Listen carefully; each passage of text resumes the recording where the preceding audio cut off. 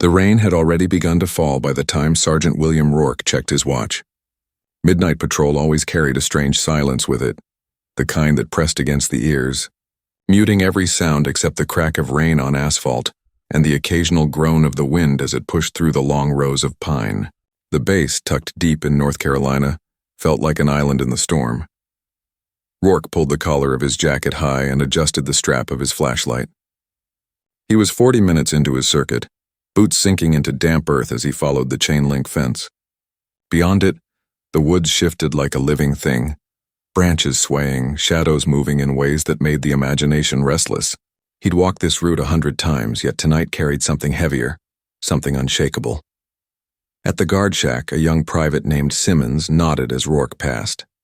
"Stay dry out there, Sarge," he said, though his voice wavered. The storm had rattled everyone. Rourke offered only a grunt. He wasn't one for conversation during duty. His reputation was one of discipline and distance, the kind of soldier who expected order where others looked for excuses. But beneath that steel, something had been eating at him for weeks, a tension he carried alone. His eyes lingered on the darkness too long, as though searching for something unseen. Lightning split the sky. For a second, the entire base lit up in skeletal detail. Barracks, motor pool, the looming shadow of the hangars. In that flash, Rourke thought he saw movement at the far end of the lot near the fuel depot. He stopped, hand hovering near his sidearm. When the thunder rolled and darkness fell again, the figure was gone. He continued forward, slower now, every sense sharpened. His boots echoed on the wet pavement. He heard the slam of a door somewhere behind him, carried by the wind, but when he turned, nothing stirred. Halfway through the circuit, Rourke paused to light a cigarette beneath the overhang of a storage shed. Smoke curled against the rain. He stared out at the blurred lights of the barracks and thought of his wife, Margaret, waiting at home. Their last conversation had ended in sharp words, her voice breaking under accusations he never meant to speak aloud. Regret had a way of clinging tighter than duty. Another flash of lightning. This time the figure was closer, just at the edge of the motor pool. He blinked, heart pounding. The silhouette lingered for a heartbeat too long before slipping into shadow. "Who's there?" Rourke called, his voice carried thin across the storm. No answer. Only the hiss of rain. He drew his flashlight and swept the beam across rows of parked vehicles, tires glistening with water, metal dripping in the downpour. Nothing. No footprints. No movement. Still unease crawled along his spine. He finished the cigarette, crushed it beneath his heel, and resumed his route. By the time he reached the far end of the fence, the storm had grown wilder. Trees bent under the wind's command. His radio crackled, then died with static. He tapped it, cursed softly, and glanced once more toward the barracks. Lights flickered in the distance, safe and warm. Yet something urged him deeper into the shadows near the depot. His watch read 1:17. It would be the last time anyone saw him alive. At 01:25, Private Simmons checked the clock again, waiting for Rourke's return. The storm hammered the shack roof, drowning every sound.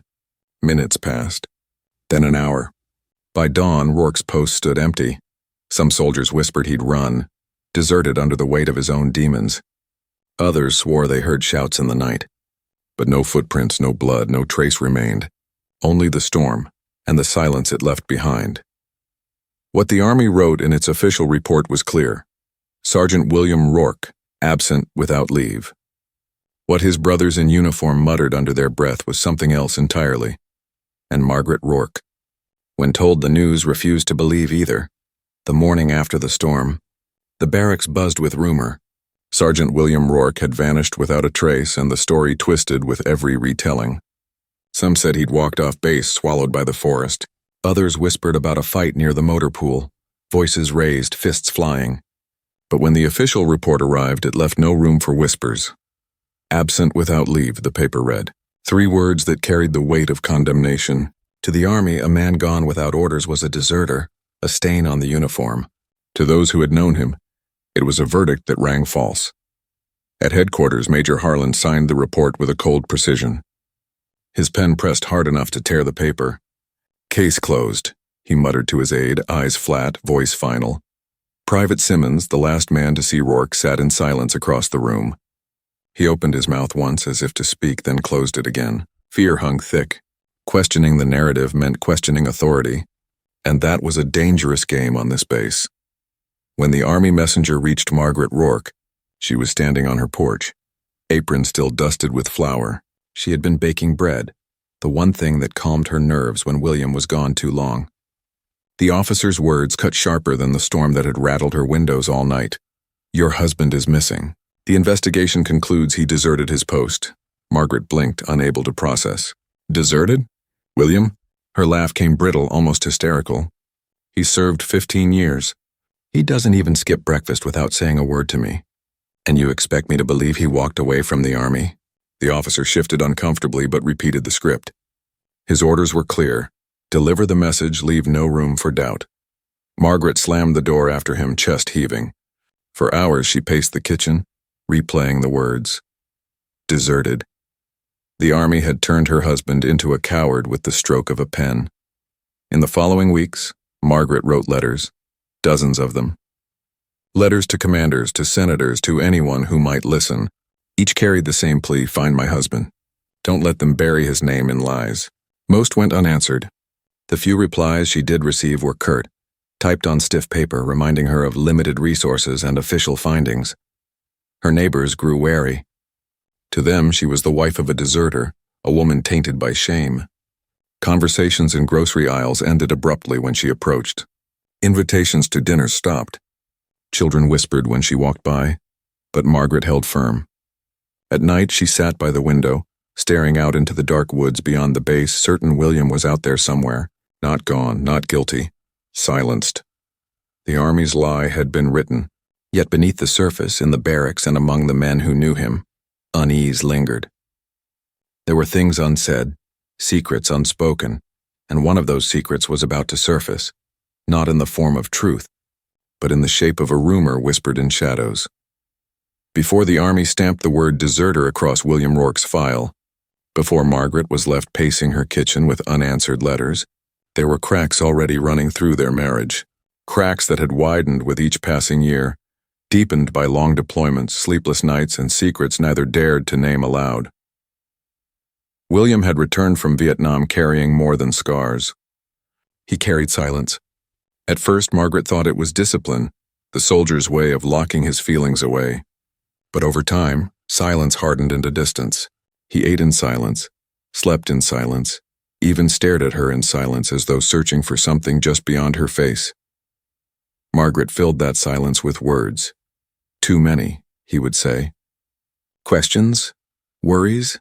Reminders about bills or the children they never had. She wanted him to open up, to share the burden she could feel pressing down on him, but every attempt ended with the same flat reply. Drop it, Margaret. One evening, only months before his disappearance, the silence broke into fire. William had come home from base late, uniform still damp with sweat, smelling of cigarettes. Margaret confronted him. You can't keep living like this, William. You don't talk to me. You don't let me in. It's like I'm married to a shadow. He snapped back, eyes flashing. And what do you want me to say? That the things I've seen don't leave me alone? That every night I see their faces? That maybe I don't know how to be a husband anymore? His words cracked something in both of them. She turned away, tears streaking her cheeks while he stormed out into the night. It was not the first fight, nor would it be the last. But it wasn't only the silence that gnawed at them. Margaret had grown close to someone else, someone she should never have allowed into her confidence. Captain Robert Alden, William's commanding officer, was everything William was not. Charismatic, attentive, and willing to listen. Their meetings began innocently enough, conversations in the commissary, polite laughter during gatherings. But soon Alden's gaze lingered too long, his hand brushed hers too easily, and Margaret felt a dangerous warmth she had not known in years. It was never consummated, not in the physical sense. But in her heart she knew she had crossed a line. Late at night, when William lay beside her, eyes open but mind distant, she thought of Alden's voice, his attention, his promise of understanding. The guilt was sharp, yet the pull of being seen, truly seen, was sharper still. The army was small. Rumors traveled like wildfire. William caught wind of whispers, a glance too long at a social, a laugh shared a little too freely. One night, he cornered Margaret in the kitchen. His voice was low, dangerous. Do you think I don't hear them? Do you think I don't know? Her hands shook. There's nothing to know, William. Nothing happened. But the doubt had already taken root. His trust in her fractured. Her trust in him dissolved into fear. Neighbors recalled hearing shouting from their house in those final weeks. Shouting followed by silence that lasted for days. Margaret was seen walking alone more often, her eyes rimmed red. William at the base seemed on edge, quicker to anger, quicker to retreat. By the time October storm clouds gathered, their marriage was already a battlefield, and somewhere in that battlefield lay motive, one that blurred the lines between betrayal, jealousy, and revenge.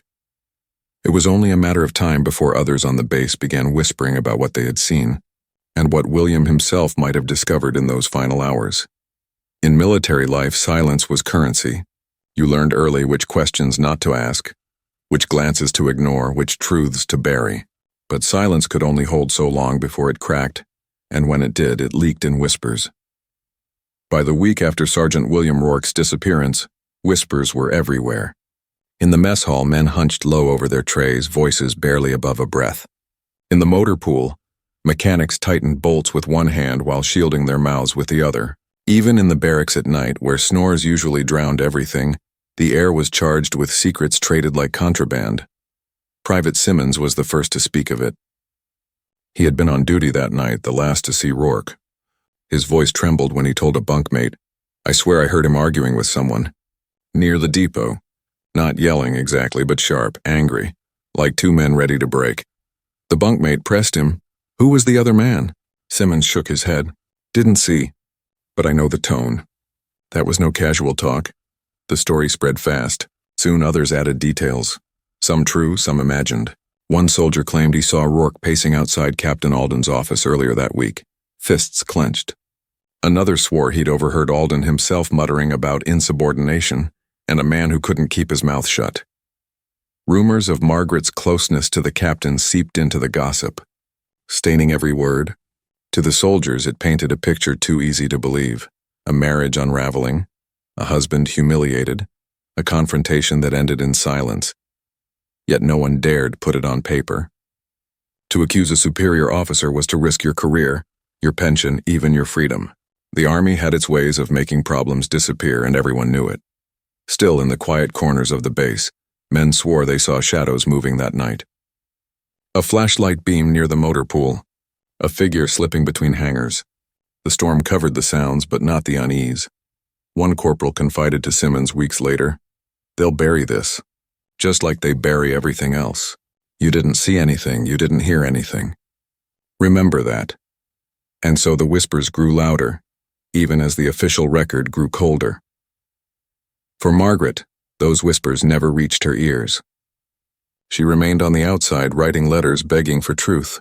But behind the chain-link fence, the soldiers carried their guilt like lead weights, trapped between loyalty to their brother-in-arms and fear of the men who commanded them. Among them were those who knew more than they admitted. Men who had seen the argument, men who had turned their backs when the shouting rose, men who, in their silence, had already chosen a side, and Margaret, unknowingly, was about to pay the price of that silence as her own life began to unravel. The weeks turned into months, and the months bled into years. For Margaret Rourke, time became something different, not measured by calendars or seasons, but by letters unanswered, by stares she couldn't escape, and by the echo of her husband's absence. At first she fought. She wrote with fury, pouring her grief into envelopes stamped and sent to men in offices who would never read them. "My husband did not desert," she wrote, the words etched so hard the pen nearly tore through the paper. "He is loyal. He is proud. If he is gone, something has been done to him." The replies were cruel in their efficiency. Cold typed lines reminded her that the Army has conducted a thorough review, and no evidence has been found to contradict the conclusion of desertion. Each envelope was a nail, sealing William's coffin in the vault of official silence. Neighbors stopped visiting. Friends grew distant. Even the family began to hesitate when she spoke William's name. They told her gently, sometimes sternly, that she had to accept the truth. "Men run," her sister whispered once, eyes darting away. "Even the ones you think you know." Margaret slammed the phone down, trembling. She knew her husband. She knew his flaws, his silence, his temper, but she also knew his sense of duty, the iron loyalty that ran through him like blood. To suggest he had simply run, Impossible, yet the world moved on without her. At the grocery store, she felt eyes on her back. Conversations hushed when she entered. Children whispered cruel words, deserter's wife. Even the church, once her refuge, turned suffocating. The sermons about faith and acceptance landing like accusations against her refusal to let go. Margaret began to withdraw. Curtains drawn. Phone left ringing. Her home became a mausoleum of memory. William's boots left by the door, his jacket still hanging on the back of a chair, his cigarettes in the drawer where he had always kept them. She told herself she was preserving him, keeping the truth alive, but in reality she was building her own prison. Nights were the worst. The storm from that October still replayed in her mind. She swore she heard his boots on the porch, the jingle of his keys in the lock. More than once she opened the door into the dark, heart racing, only to find nothing but wind and silence. Her letters grew darker. No longer demands for truth, but accusations. "You know what happened," she wrote to officers she had never met. "You know, and you are hiding it. One day it will come out and your names will be stained." Some she never even mailed. They piled on the desk, wild scrawls of grief and anger. When she read them back, she barely recognized her own handwriting. Isolation became madness in slow motion. Margaret walked the rooms at night, whispering William's name as if calling him back. She dreamed of him standing at the edge of the woods, drenched in rain, his face hidden in shadow. She would wake gasping, convinced he was trying to tell her something. Her body aged faster than her years. The sharp lines of her face deepened, her eyes sank, her voice lost its steadiness. To outsiders, she was the picture of denial, a woman too broken to accept reality. But to Margaret, she was the last soldier standing, guarding her husband's honor against a world that wanted it erased. By the 25th year, Margaret had become a ghost herself. Few still remembered her fight. Even fewer cared. But the truth she had clawed toward, the truth she had been denied, had not vanished. It lay buried, waiting for the right hands to dig it up. And in 1999, those hands would finally arrive. By 1999, the file of Sergeant William Rourke had gathered more dust than attention. It sat on a shelf in the archives of Fort Braddock, stamped case closed, pages yellowed, edges curling. To the Army, it was a relic, another unsolved absence folded into the ledger of desertions. To Margaret, it remained an open wound. But to Frank Callahan, it became an obsession. Callahan was no stranger to shadows. A retired homicide detective with the Greensboro Police, he had built a career on cold cases and the ghosts they left behind. After 25 years on the force, he walked away with 2 divorces, a drinking problem he was still clawing back from, and a restless need to know why. Retirement didn't suit him. Silence never did. It began with a tip. A letter slid across his kitchen table one morning, delivered by a former Army clerk who had heard Callahan's reputation for chasing the unchaseable. The note was short, written in a careful, almost frightened hand. Sergeant William Rourke did not desert. Ask about the motor pool. Ask about Captain Alden. The words hooked Callahan like a knife between the ribs. He dug out what little the public record offered: the Army's official statement, a handful of newspaper clippings, Margaret's letters that had once made local headlines before fading into obscurity. The more he read, the more the pieces didn't fit. A man with 15 years of service vanished on duty in the middle of a storm. No trace, no investigation. The story stank. Callahan knew that kind of stink. It was the smell of something buried. He contacted Margaret first. She answered the phone with a voice weathered and thin, a ghost of the woman she had once been. When Callahan introduced himself, she went quiet for so long he thought the line had dropped. Then she whispered, "They've all forgotten him. Everyone. But I knew someone would come." Their first meeting broke him.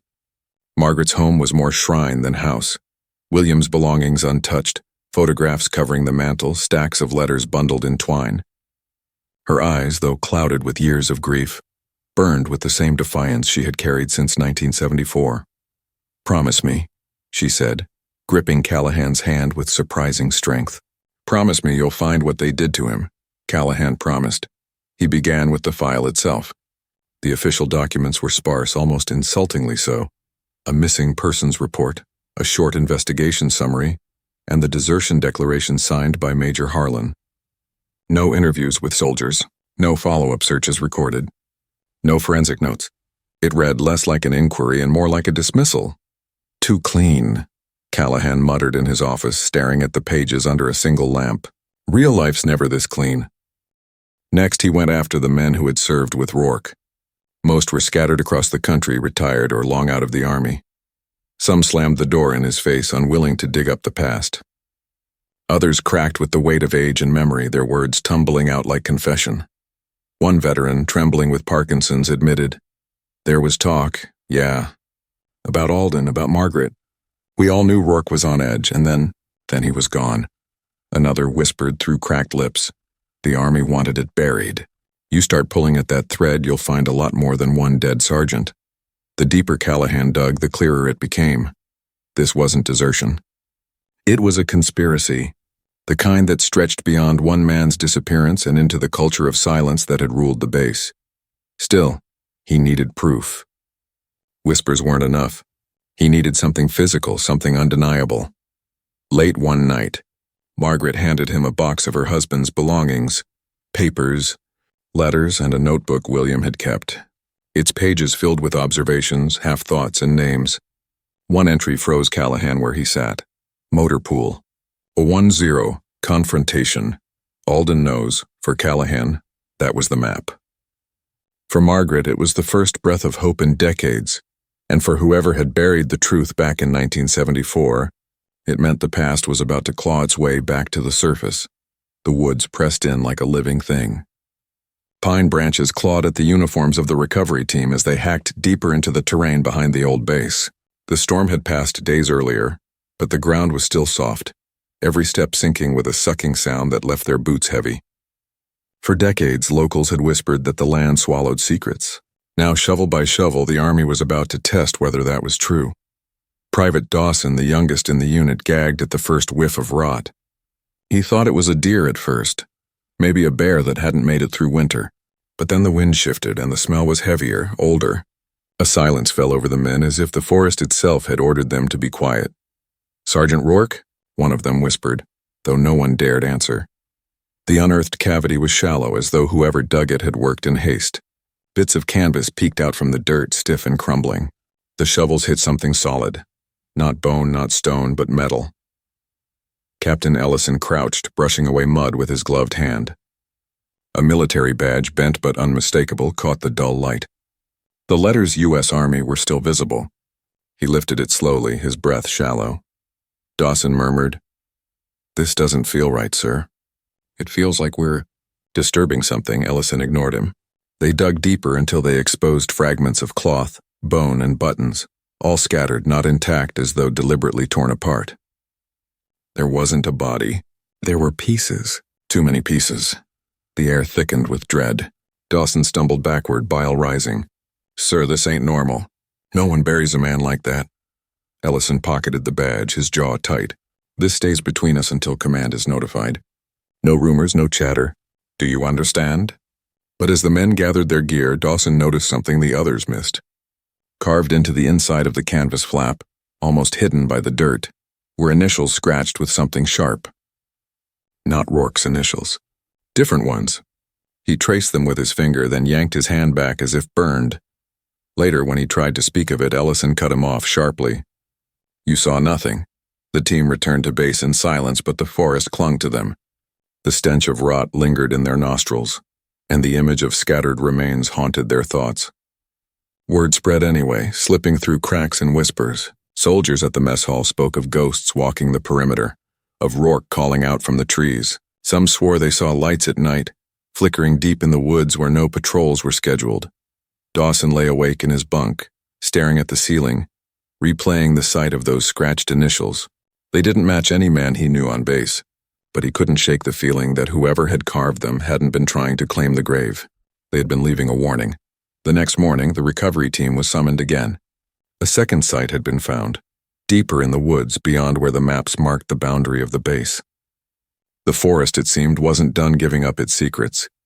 The second site lay far from the first, tucked behind a curtain of tangled undergrowth that few men had reason to cross. The Army called it off-limits terrain, citing unstable ground and old unexploded ordnance buried from training exercises decades earlier. but the soldiers who patrolled the base called it something else: cursed land.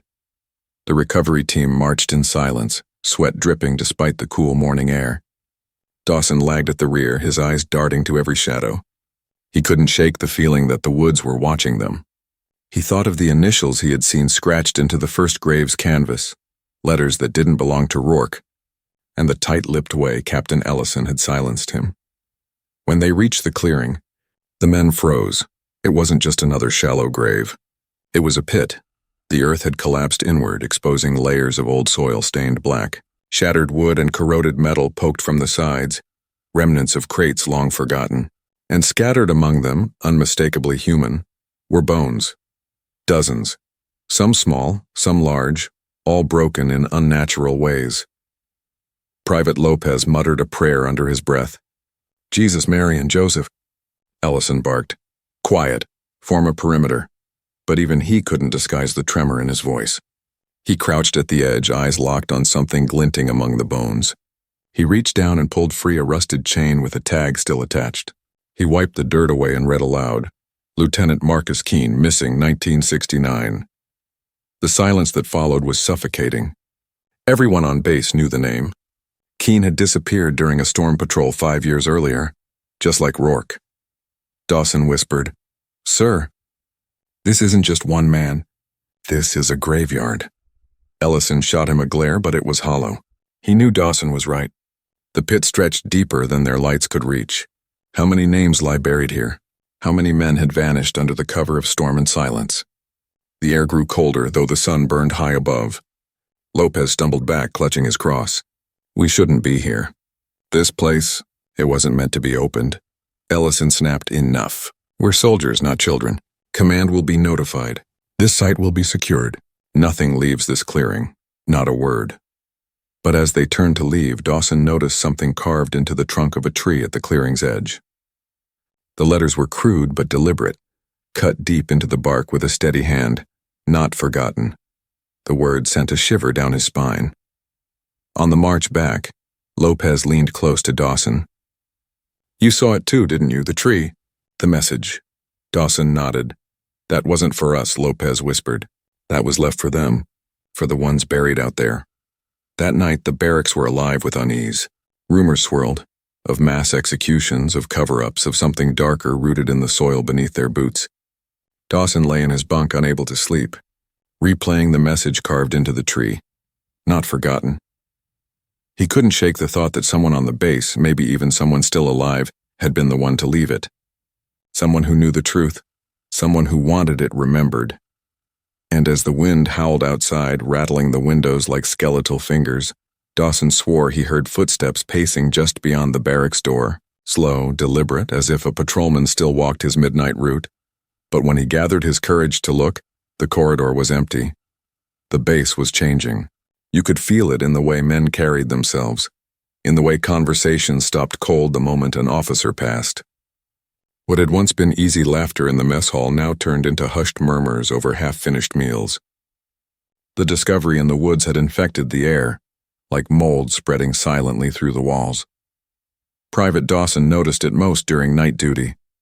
Soldiers patrolling the perimeter spoke less of drills and more of ghosts. Some swore they saw lantern lights bobbing deep in the trees, and others whispered about hearing boots on gravel when no one was there. Dawson himself had begun to wake at odd hours, heart racing, convinced he'd heard Sergeant Rourke's voice calling his name from the dark. The higher-ups tried to keep control. Captain Ellison delivered a speech in the yard, all iron and authority, insisting the finds in the forest were unverified anomalies, relics of training accidents, nothing more. But his eyes betrayed him. Too sharp, too quick to scan the faces in the crowd, searching for cracks in discipline. The whispers didn't stop. They only grew bolder, trading in theories that no one dared put to paper. One rumor suggested the pit wasn't an accident, but a dumping ground, not for enemies, but for their own. Men who had disobeyed, who had known too much, who had crossed the wrong superior officer. Another whispered tale spoke of a secret detachment that operated outside the chain of command. A unit so buried in shadows even the army denied it existed. Dawson wanted to dismiss it all as paranoia, but then he overheard something that gnawed at him. In the mess hall, Two veterans of the base, Sergeants Keller and Morris, sat at a corner table speaking in voices low enough for secrecy but not low enough to escape his ears. "You remember Keene?" Keller asked, stabbing his fork into cold potatoes. Morris nodded grimly. Too curious for his own good. Started asking questions about missing supplies, about patrol logs that didn't line up. And then a storm rolled in, Keller muttered. "Same as Rourke." Dawson froze, his tray untouched. The way they spoke wasn't a surprise. It was resignation, as though they'd always known. Later he approached Keller quietly. "Sergeant, with respect. What really happened to Keene?" Keller's weathered eyes locked onto him, hard as stone. For a moment Dawson thought the man would strike him. But instead Keller leaned close enough for Dawson to smell the bitter coffee on his breath. "Kid," he whispered, "if you value your life, you'll stop asking questions." That night, Dawson couldn't shake the weight of those words. He stared at the ceiling, every creak of the barracks timber sounding like footsteps above him. Sleep came in snatches, broken by images of bones in the soil, of initials scratched into canvas, of the words carved into the tree, "Not forgotten." Across the base, more signs of strain emerged. Lopez refused to go near the woods again, feigning illness whenever his name appeared on the roster. Others drank harder than usual, seeking oblivion in cheap liquor smuggled past the MPs. Even Ellison seemed frayed, his temper snapping over small infractions, his hand twitching whenever his holster was near. Then one evening, the whispers became flesh. Dawson returned to his bunk after evening chow and found a folded note tucked beneath his pillow. No name, no handwriting he recognized. Just 4 words scrawled in black ink. They buried the truth. His stomach clenched. He looked around, but the barracks were loud with card games and laughter forced too loudly to be real. No one met his eye. For the first time, Dawson realized he wasn't the only one searching for answers. Someone else knew more. Someone was trying to reach him, and if the whispers were true, the cost of finding out would be higher than he could imagine. The note never left Dawson's pocket. He carried it folded tight, edges frayed from his fingers, worrying it over and over. They buried the truth. The words burned in his mind, harder to ignore than the stench of decay in the woods. He started watching the officers more closely. Captain Ellison especially. The man had always been sharp, but now his edges cut. He paced like a caged animal, snapping at subordinates for imagined slights. Dawson noticed how often Ellison disappeared into the command post late at night, long after the paperwork should have been done. And always, when he emerged, his face was pale, as if the walls inside carried ghosts no one else could see. Dawson wasn't the only one watching. Sergeant Keller caught him once, eyes narrowing across the yard. A warning glance. Keller had been here too long, knew too much. Rumors continued to ripple under the surface. Old patrol logs were missing pages. Supply manifest listed crates of ammunition and rations that had never been seen. Soldiers swore that entire squads had been reassigned overnight, their names vanishing from rosters as if they'd never served. The deeper Dawson looked, the more the base felt like a graveyard built on lies.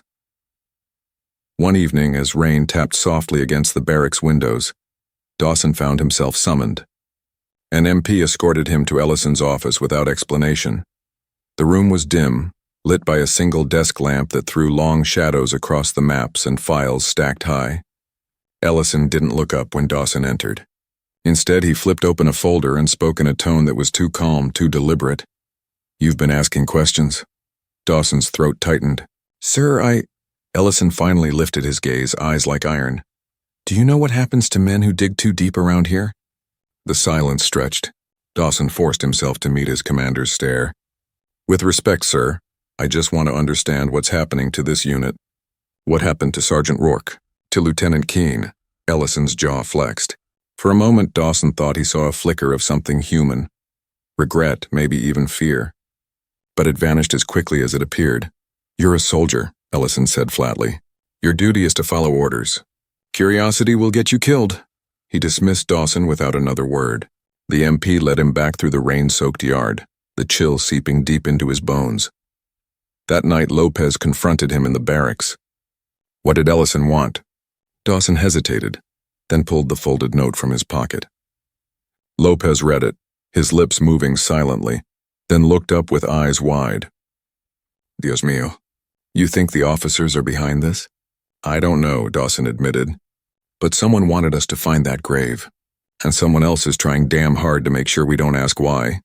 The barracks door creaked open then and Keller stepped inside. His gaze swept the room, settling briefly on Dawson. For a moment, Dawson thought the sergeant would speak. But instead, Keller simply walked past, silent as stone, and lay down on his bunk. Still, Dawson couldn't shake the feeling that Keller knew far more than he let on. Perhaps he was part of it. Perhaps he was warning him. Or perhaps he was deciding whether Dawson would be the next name to vanish. As lights out was called and the barracks dimmed, Dawson lay awake, heart pounding. Rain still whispered against the roof, steady and relentless. In it, he thought he heard a voice, low, broken, calling from somewhere just beyond the walls. Don't stop digging. He sat up, breath ragged, but the room was silent again. Only shadows lingered, shadows that looked far too much like the men in command. Dawson knew he was running out of time. Ellison's warning still echoed in his ears, but so did the whisper in the rain. Don't stop digging. If someone wanted him silenced, then it meant he was close, closer than he realized. He waited until the barracks were deep in sleep, the low snores of soldiers masking his movements. Quiet as a shadow, he slipped from his bunk, boots dangling from his hand, and padded barefoot into the night. The air was damp, heavy with the musk of pine. Somewhere in the distance, thunder rumbled low like the growl of a restless beast. The command post loomed ahead, dark except for a thin strip of light under Ellison's office door. Dawson's pulse hammered. He crouched in the shadows until the light finally flicked off. A moment later, Ellison emerged, his silhouette sharp under the hallway lamp. He carried a satchel tucked close to his side, glancing over his shoulder before locking the door and striding off toward officers' quarters. When the coast was clear, Dawson moved. He'd memorized the rotation of the MPs, 2 at the gate, 1 at the motor pool, none near the command post at this hour. His hands trembled as he picked the lock with a bent nail, praying the noise of the tumblers didn't carry through the quiet. Inside, the office smelled of tobacco and damp paper. Files were stacked high, maps dotted with pins spread across the desk. Dawson moved quickly, rifling through drawers. Most were routine reports and requisition forms, training schedules, but then he found it. A box, shoved to the back of a cabinet, stamped with the word restricted in red ink. He pulled it free, heart hammering, and spread the contents across the desk. Old patrol logs, personnel files, reports marked missing or transferred in thick black ink, and photographs. The first showed Lieutenant Keene smiling in uniform. The second, a blurred image of a group of MPs beside a truck in the woods, their faces half obscured. In the corner of the frame, barely visible, was the outline of a pit. The date scrawled on the back chilled him. March 1969. But it was the next photo that made his blood run cold. Sergeant Rourke. Not in uniform, but bound. His face swollen, one eye nearly shut. The photo was grainy but unmistakable. The back was stamped with a single word, confidential. Dawson's hands shook as he shoved the files back into the box. His breath came ragged, the walls closing in. He had proof now. Proof that Rourke hadn't vanished into a storm. Proof that men were being taken, silenced, and buried. Suddenly, the office door creaked. Dawson froze. A figure stepped inside. Keller. His eyes locked on Dawson, then on the open box. For a long, terrible moment, neither man moved. Finally, Keller spoke, his voice low, edged with something between warning and despair. You weren't supposed to see that. Dawson's heart pounded in his throat. What is this, Sergeant? What did they do to him? Keller's face was carved with shadows. You don't want to know, kid. Not really, but now that you've opened that box, you'll never sleep again. Before Dawson could respond, Keller crossed the room, snapped the box shut, and locked it under his arm. He leaned in close, his whisper sharp as a blade. Do yourself a favor. Burn whatever you think you saw. And pray Ellison never finds out. With that, Keller slipped out, leaving Dawson trembling in the dark, alone with the memory of Rourke's battered face staring back from that photograph. He knew then that the whispers were true. The base wasn't just haunted by ghosts. It was haunted by the living. Sleep became impossible after that night. Dawson would close his eyes and see Rourke's battered face, the rope marks at his wrists, the pit in the woods swallowing bones. Every creak of the barracks, every flicker of shadow felt like the prelude to a hand reaching out to silence him. Keller's warning replayed in his head. Burn whatever you think you saw. But Dawson had seen too much to burn it away. The army had buried men not just in graves but in lies, and Ellison was at the center of it. By day, the base felt like it was unraveling. Soldiers snapped at one another over trivial slights. Patrols returned shaken, whispering of voices carried on the wind. Lopez confessed he'd seen a figure moving along the tree line, a man in uniform with one eye swollen shut. It was Rourke, he whispered, trembling. I swear it was him. Others dismissed it as fear, but Dawson knew better. The dead were never gone, not when their truth was chained in silence. He tried to focus, to carry on with duty, but the weight of what he'd uncovered crushed every breath. Finally, one night, he sought out Lopez. In the dim glow of the barracks, while the others slept, he told him everything, the files, the photographs, Keller's intrusion. Lopez's face drained of color. Dawson, if this is true, we're not safe. None of us. They'll kill us before they let this out. Dawson's hands shook. So what do we do? Pretend we don't know? Go on like they didn't murder our own? Silence stretched. Then Lopez whispered, we find proof they can't bury. Something too big, too loud. Something the whole world will see. The words lit a spark in Dawson's chest. For the first time, he felt the shift from fear to defiance. He would not let Rourke's broken body be forgotten. But the base itself seemed to conspire against him. Patrol orders changed without explanation. New rosters shuffled men into assignments that made no sense. And everywhere Dawson went, he felt eyes on him. Keller's, Ellison's, and even strangers he barely knew. The net was tightening. The breaking point came 3 nights later. The storm returned, rain hammering the barracks roof, wind howling like wolves. Dawson lay awake, staring at the ceiling, when a figure loomed at his bunk. Keller, get up. Keller hissed. Dawson's pulse roared in his ears. Why? Where? Shut up and move. He followed Keller into the rain, the world swallowed in darkness. They walked across the yard, past the command post, toward the motor pool. No guard stopped them. No one even looked up. Inside one of the storage sheds, Keller finally spoke. His face was soaked, shadows cutting harshly across it. You think you're clever, digging where you don't belong. But you're not the first. Dawson's jaw clenched. Rourke wasn't a deserter, was he? They killed him, just like Keene, just like the others. Keller's silence was answer enough. Finally, Keller said, almost pleading, you're young. You don't understand how deep this goes. The men buried out there, they weren't innocent. Some of them crossed lines you don't even want to imagine. Some of them knew things that would tear this army apart. Ellison, he did what he had to do, to protect the unit, to protect the country. Dawson's voice broke, raw with fury. Protect the country? By butchering our own men and dumping them in holes? Rain lashed the tin roof. Keller's shoulders sagged, the weight of years pressing down. Truth doesn't set you free, kid. It buries you. For a long moment, the only sound was the storm. Then Dawson whispered, not this time. I won't let it.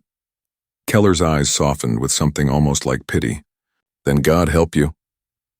As Dawson stumbled back into the night, the storm soaking him to the bone, he knew there was no turning back.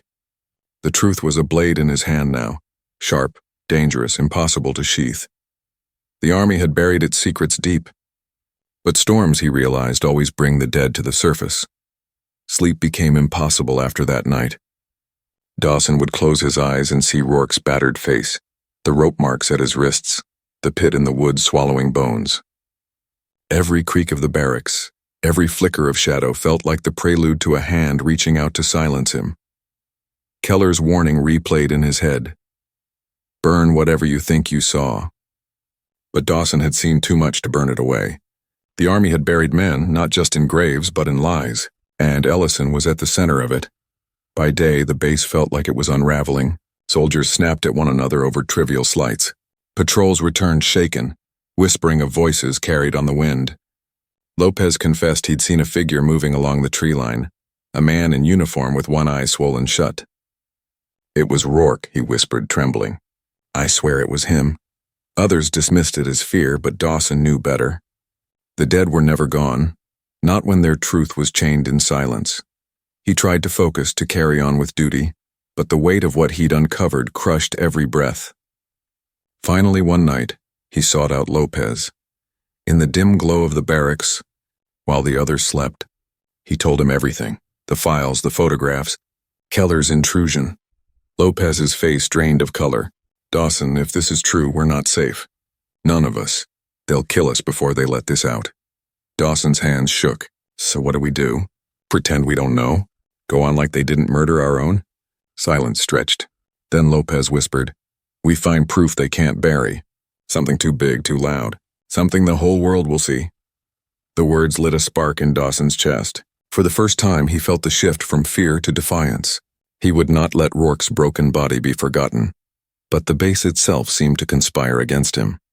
Patrol orders changed without explanation. New rosters shuffled men into assignments that made no sense. And everywhere Dawson went, he felt eyes on him. Kellers, Ellisons, and even strangers he barely knew. The net was tightening. The breaking point came 3 nights later. The storm returned, rain hammering the barracks roof, wind howling like wolves. Dawson lay awake, staring at the ceiling when a figure loomed at his bunk. Keller, get up. Keller hissed.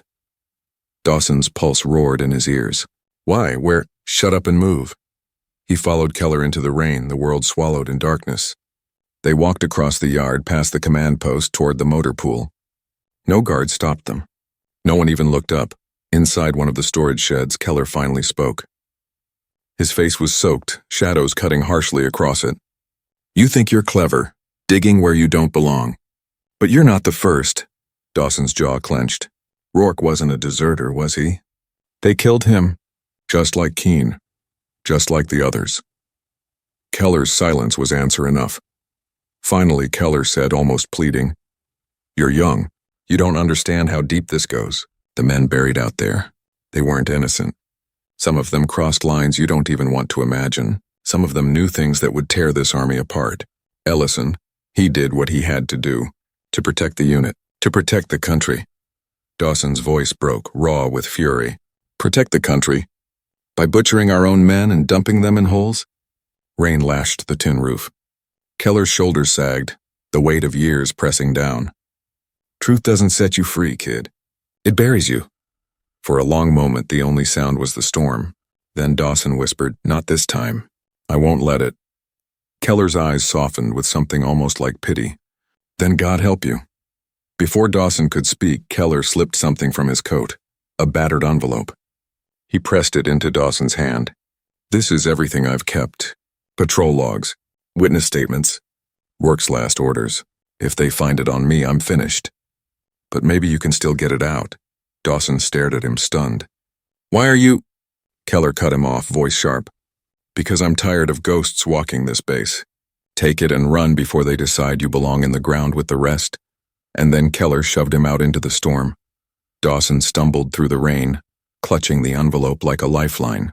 Lightning split the sky, illuminating the motor pool, the barracks, the command post, all of it shrouded in secrets, all of it pulsing with rot. Behind him, a gunshot cracked through the storm. He spun, heart lurching, but the shed stood silent. No Keller emerged. Dawson didn't wait. He ran into the night, into the unknown, with proof in his hand and death at his heels. The army would never admit what happened in those woods. The graves would remain hidden, the names scrubbed from records. But as long as Dawson lived, the truth had a chance to breathe, and storms, he knew, had a way of bringing the dead to the surface.